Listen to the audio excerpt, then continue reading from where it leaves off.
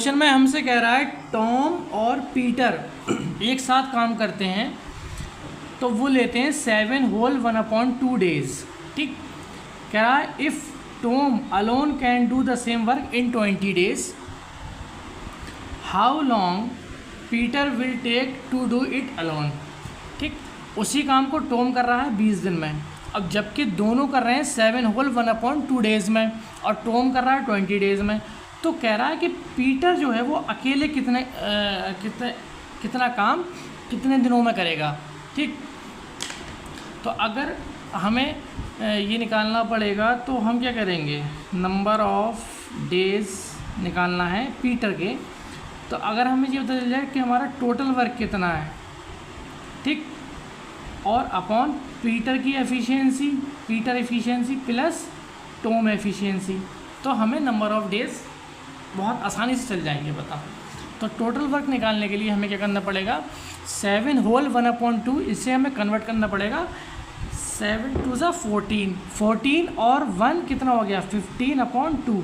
ठीक, और यहाँ हमारा है 20 डेज़, तो 15 और जब हम 20 का एलसीएम लेंगे तो 5 से जाएगा, 5 3 ज़ा 5 4 ज़ा और ये 12, यानी कि 60 आ गया हमारा एलसीएम, यानी कि टोटल वर्क जो हमारा आ गया वो 60 आ गया। ठीक, टोटल वर्क हमारा 60 आ गया। अब क्वेश्चन कह रहा था कि टॉम प्लस पीटर कितने दिनों में कर रहे हैं, 15/2 में, और अकेला जो है हमारा टॉम कर रहा था वो 20 डेज़ में कर रहा था।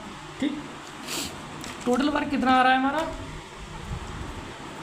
टोटल वर्क हमारा आ रहा है 60। ठीक, अब इसकी एफिशिएंसी अगर हमें चल जाए पता तो हमें बहुत आसानी से हो जाएगा। तो 20 और 60 बनाना है तो 3 से मल्टीप्लाई, यानी कि जो हमारी टॉम की एफिशिएंसी आ गई वो 3 आ गई। ठीक, और हमारी जो पीटर की, टॉम और पीटर की जब दोनों की एफिशिएंसी आएगी इन दोनों की, तो 15 8 आ जाएगी। ठीक, अब बहुत से मतलब जो हैं बच्चे पूछेंगे कि सर ये 8 कैसे आया, तो ऐसे समझ लीजिए आप 15/2 और इंटू 8, तो 2 4 ज़ा 8। ठीक, तो 15 चौका कितने होते हैं 60 होते हैं, तो 8 आ गई।